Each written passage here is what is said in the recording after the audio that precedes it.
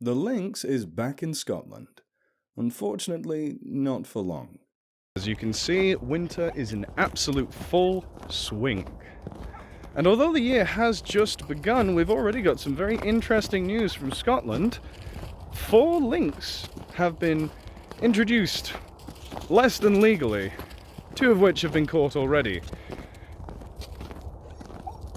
Weird. These animals have been confirmed to be Eurasian lynx, the native species here in the UK, but they are not a part of any official legal release, which begs to reason, why did anyone do it in the first place?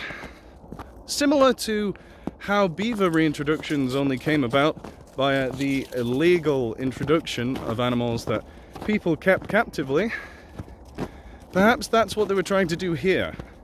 Introduce a number of animals that established themselves as a population illegally, so that we have grounds to protect them just because they're already here.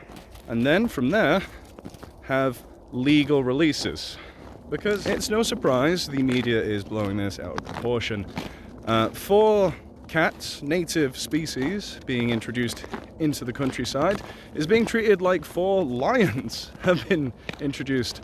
And as from the footage, you'll see that these animals are not exactly dangerous. There's never ever been a recorded fatality or even attack from a wild lynx on a While person. I'm not necessarily advocating for the illegal reintroduction of lynx, the red tape surrounding predator reintroductions is ridiculous. So I can at least understand why this happened.